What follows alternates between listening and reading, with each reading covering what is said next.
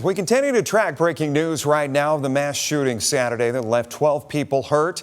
Here is what we know right now, and we've also got the timeline of events leading up to today. No arrests have been made, but detectives say they're following multiple leads and reviewing surveillance and cell phone video. The shooting forced organizers to cancel the final day of the festival, which would have been yesterday. Yeah, the city of Toledo will be hosting a news conference at 10 tomorrow morning with more information being revealed. That will be streaming live on WTOL 11+. And with more events around the corner for next weekend, Metro Park officials say they have built their most extensive security plan yet with Toledo Police.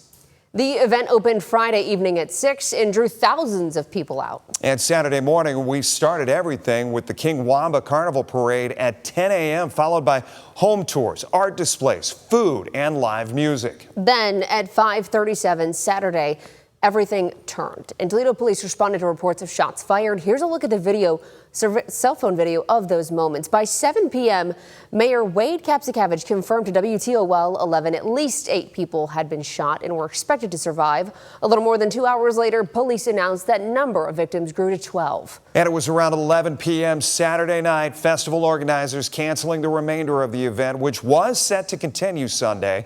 Toledo has not seen a shooting of this scale in nearly 5 years. Move, find cover, find cover! Get down, get down, get down, stay down! We got multiple shooters everywhere. That right there is video from July 5th, 2021, when shots rang out at a 4th of July block party on Lawrence Avenue in central Toledo. 12 people were shot, including 17-year-old Stefan Johnson, who died from his injuries. Then Police Chief George Krawls said investigators recovered evidence showing about 80 rounds were fired from multiple shooters. And more than 70 officers responded to that scene. Police never announced any arrests in the case. And today, we got the chance to speak with people who saw last weekend's shooting firsthand, band members who were playing as it happened, and someone who got shot. It's another day of reflecting what happened and that an act of violence of this magnitude can truly happen in your backyard. I'm traumatized. From watching chaos unfold from the crowd, Swabs of people just running in all directions. From the artist stage, There's a part of the song that we were playing where I have to look back at Daniel, our drummer, and so I did, and all I saw was a rush of people. or from inside their home. I was in my kitchen cooking. Honestly, I thought they were fireworks. It's been 2 days of processing what happened Saturday at the Old West End Festival. 12 people shot, caught in the crossfire, one of those being Jim Zaleski. And I felt something jump up and hit me. Shot above and to the side of his right knee. He was able to make it to the hospital. It really didn't hit me till the ER nurse said, you reacted very calmly for a gunshot victim. And I'm like, oh my God, I was a gunshot victim. His quick recovery, thanks to strangers who jumped in and first responders who didn't hesitate. And I'm an artist, a visual artist. I spent yesterday painting to get through this. I did 5 paintings, which I plan on giving to first responders. I gave one dropped one off at the ER last night. It's not his leg Zaleski is worried about now. It's his mind and what everyone Saturday endured. The trauma hurts just as bad, and I feel bad for all the people that are going through the mental stresses. From mental scars to physical ones, and questions of who is responsible. It takes 2 people out of 2,000 or 3,000 to ruin the whole thing for everybody. This is where everybody come together. And I'm just going to tell you my personal opinion. I love the youth, but you need to sit your tail down somewhere, and they need to put you under that jail cell so you can think about what you did, because shame on you. Watershed Weekend is coming up, and fun activities are still planned for both sides of the Maumee River despite this past weekend's shooting.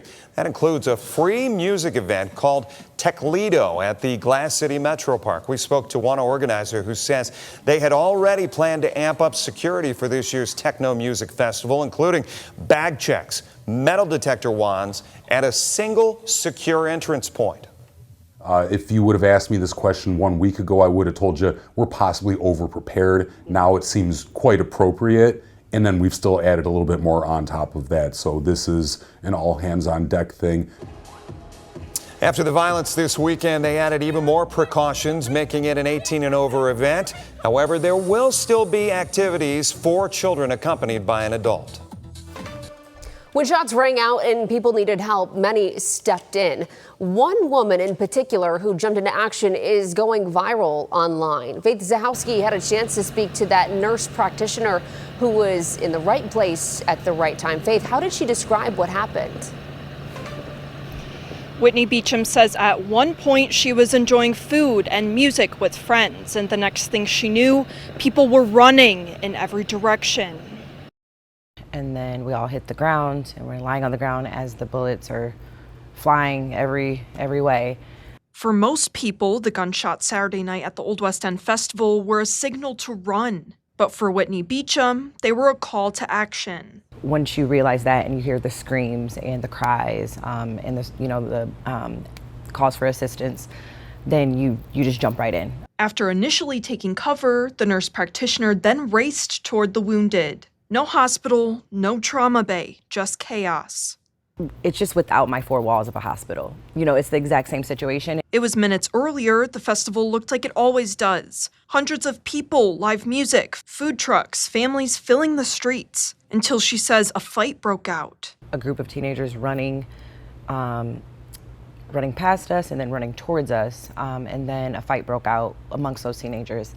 And then gunshots started. And in an instant, a community celebration turned into a crime scene. But Beachum says she wasn't the only one who stepped up. As victims lay wounded, strangers rushed in to help. People who didn't know each other, people with no medical training, people who simply refused to walk away. There were so many other people that were assisting as well. And so, that gives me hope. When you're trying to assist someone, you don't care what they look like. You don't care who they are. You're just trying to help them and save their life. As investigators search for answers, Beachum says she'll remember the people who refused to stand by, and in some cases may have helped save a life. This is not the Toledo that I know. And this is not the Toledo that I'm going to believe is. Whitney says she returned to work as usual today at St. Charles Hospital and says she's incredibly grateful for the support and check-ins from those around her. Reporting live in Toledo, Faith Zahowski, WTOL 11.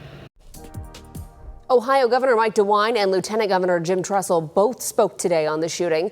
Governor DeWine was in Cuyahoga County speaking on the 100 deadliest days of summer, saying that the Ohio Highway Patrol assisted at the scene Saturday, while Lieutenant Governor Jim Tressel was here in the Glass City talking about Work Ohio, but wasn't shy to talk about the recent violence and how the work won't stop until the suspects are behind bars.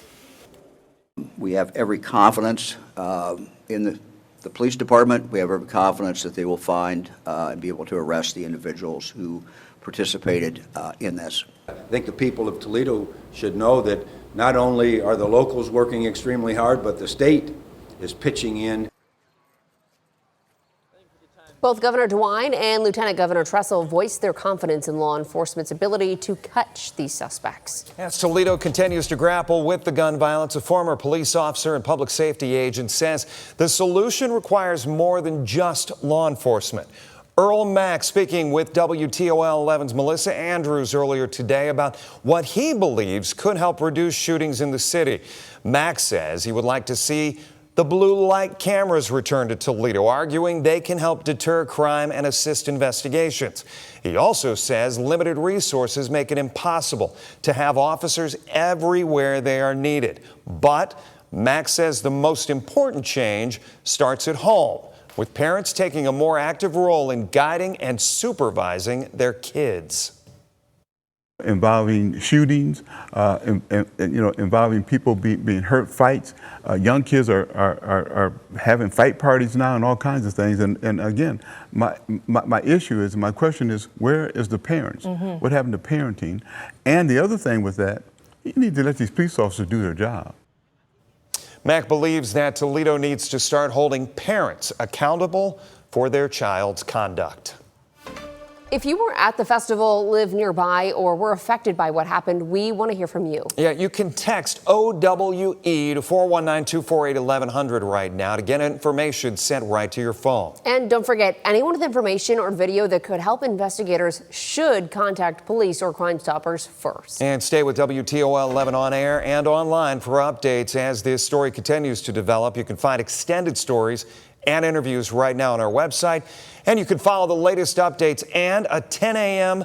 update from the city. That comes up tomorrow. It'll stream live on WTOL 11+.